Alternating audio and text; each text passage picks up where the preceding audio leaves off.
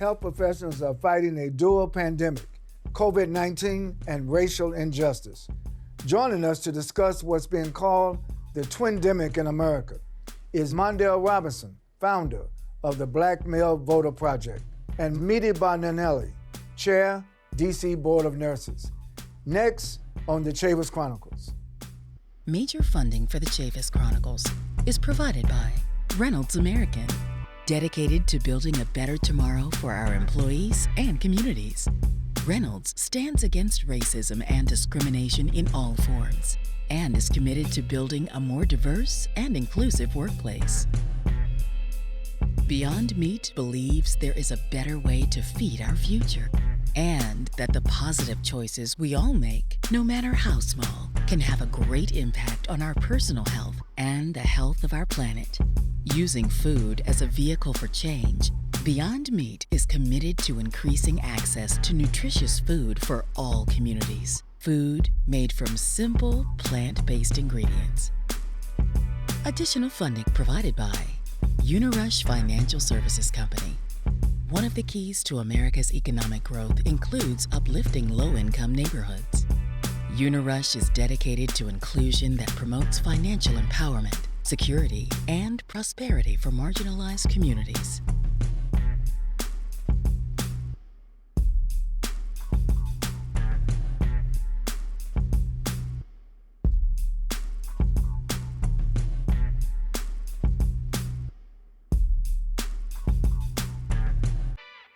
Mondale Robinson, welcome to the Chavis Chronicles. Thanks for having me. I appreciate it. So tell me how your upbringing led you to consider being involved in civil rights, voting rights.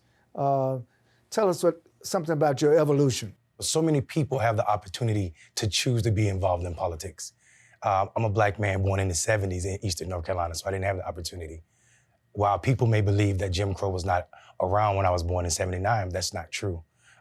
My dad's story, him getting a felony conviction when he was 17 for smacking a white boy who had smacked my grandmother and knocked her off the porch on the farm that his father was a sharecropper on, plagued me my whole life because that felony led my father to be limited in what he could do, not to mention he only had a third grade education.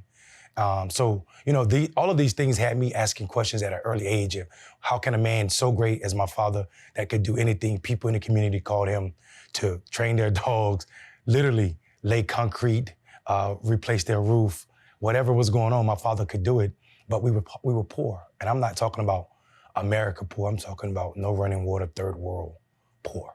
And I use the term third world intentionally because it's to remind folk that black people in Eastern North Carolina, where I was from, had a different world, a different America than the one we see in Washington, D.C. and other big cities in this country. So I didn't choose to play politics. Politics was playing me my entire life, and I wanted answers. Just a little bit deeper. Now, what I hear you explaining is a different kind of reality that even though there's the proximity of getting involved in wealth building through farming, but for black farmers, that was not the case. People like to call North Carolina the progressive South, but I'm a victim of the racist North Carolina. Klans marching every Tuesday, the same time our bus was coming home from elementary school, regular cross burning in black people's yard, black people being chased by white boys with guns on trucks. And this is, I mean, these are the same white boys driving these trucks that were working at the USDA, that were working at the banks, or their uncles were, and they were treating black farmers as if it was impossible for them to produce unless they were working on a white farm. So we're in the 21st century. 21st century. And you're saying that the Ku Klux Klan in Eastern North Carolina is still active? Strong, absolutely. And they don't just wear white robes; they wear uniforms with badges. This is the culture. We live in a space where there are white people that control mechanisms for where majority of North Carolina's percentage-wise black people live. We're talking about Eastern North Carolina. People are living in spaces where white hog farmers are dumping dead animal carcasses in the water, infecting the waterway, giving kids ringworms and other skin diseases. We have the paper mill that's run by the Koch brothers and their plants that are logging and creating all type of problems, economic problems and also environmental problems. for our people to deal with. North Carolina, Eastern North Carolina, as you know, has one of the largest cancer clusters in this country. And it's all, subsidized by our government, state and also federal. Gives us a greater insight into how you are now head of the Black Male Voter Project. Yeah. Tell us about that project. Yeah, so I've been playing politics for 20 years now.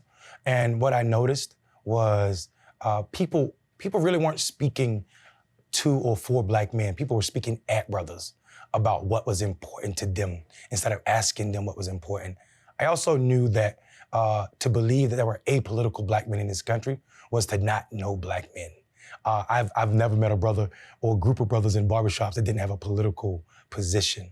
So we created this program called the BMEP Attitatory Approach, which took lessons from Maslow hierarchy of needs that says if people don't have their basic needs met, then they can't think about things that are self-actualization. And the way we present politics to Black men in this country, because of its transactional nature, seems like it's self-actualization. So we use behavior psychology to motivate brothers to vote. So took the political science out of it and used some social science. And what we found out was brothers aren't apolitical, they're not apathetic to politics. There's a level of antipathy, but antipathy is a different emotion than apathy. One of them says, I don't care about it, it's nonchalant. And the other one is a level of hate. And Black men hate is not grounded in what's going on major news stations. It's grounded in 150 years of voter suppression and also other political tactics that harm us, that make our lives the shortest. We know Black men live the shortest lives of all people in this country. We know we're more likely to be targeted by police, more likely to be over-sentenced, suspended, and expelled from school. And all other social markers that are negative, we are more likely to be that. And those are all political issues. So to believe that brothers don't have a position on that is absolutely incorrect and is also short-sighted. So what we found out was we had to figure out how we can make these issues seem political to Black men and motivate them to go to the polls. And that's what we've been doing. So you started out in, I believe, Kentucky and Georgia. Now you're in 17 states. 17 states. And how's it going? Is it picking up momentum? Are more Black men voting? Yeah, I think what we saw was we did a study. We paired states that were not alike. So we took Georgia and paired it with Pennsylvania, meaning we put the same amount of funding in both of those states. And then we paired Kentucky with Florida, and with same amount of resources again, and also Mississippi. And what we saw was when you invest in brothers in a way that speaks to them. This is why you don't usually see me in a suit. You see me dressed like the brothers I need to talk to on the street corner or the brothers at the barbershop. And what we found out was when you invest in brothers in a certain way with a certain amount of resources, they turn out. We saw 20% increases in what the world calls sporadic Black men voters in Georgia and also Pennsylvania. We saw 10%, a lesser increase in Kentucky and Mississippi and Florida because we invested less money. But we also knew that these are brothers that have been on the voting roll since Barack Obama ran, and they didn't vote for him in 2008, 12, nor did they vote for any other federal election in between 2008 and this past cycle.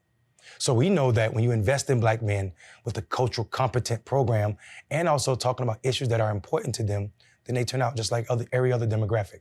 I was going to comment on the T-shirt you're wearing. As we talk about the Black Male Voter Project, as you know, across the country, there are all these activities of voter suppression aimed at Black men, Black women, and Black youth. How do we overcome some of these tactics of voter suppression? Yeah, I think part of the reason voter suppression has been so successful is because of the way we fund organizations like mine and the New Georgia Project or Black Voters Matter.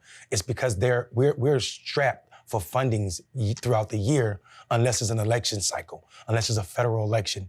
Until donors and people that care about this work are funding us year-round to do this work and reach voters year-round, we're gonna always seem transactional, and then voters will always have to relearn new laws. If we were talking to these voters year-round like we do, with the same amount of effort and resources as a presidential election cycle, it wouldn't be a big deal that they changed the voting laws because voters would be educated to this. But right now, we're using money that was supposed to be stored up for 2022 to do this education for brothers about what's happening in their state, what these new laws mean, and how we address and what we need to do to address them so that there's no hurdles when 2022 come around.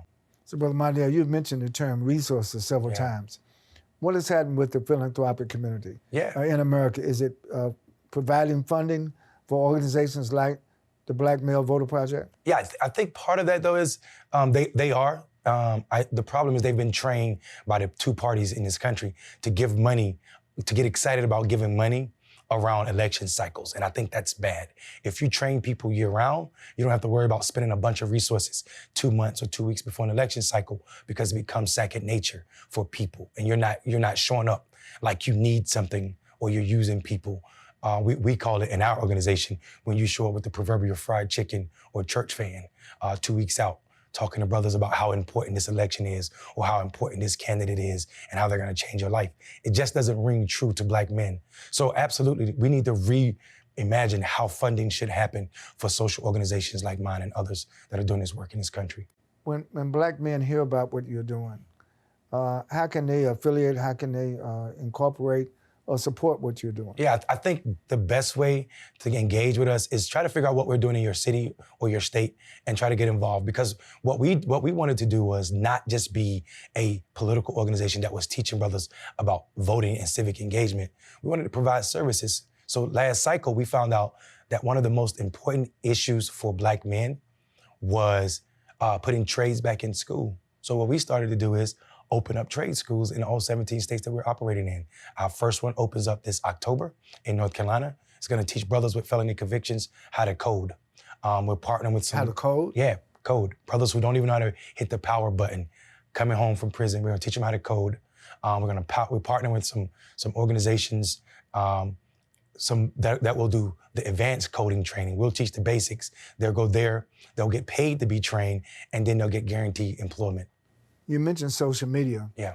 You know, there have been campaigns in social media to try to condition African American men and others not to vote. Mm-hmm. How do you make sure that people don't get, as Malcolm would say, hoodwinked or bamboozled because of these fake social media accounts? I think brothers are smarter than the world gives us credit for. I mean, if you pay attention to what people were saying about Black men this past election cycle, they said 20% of us were gonna vote for Republicans, 20% of us were gonna support Trump, or that we weren't motivated to go to the polls, when in actuality, what we saw was the same number of Black men that voted for Republicans, that always vote for Republicans in presidential elections, happened this cycle.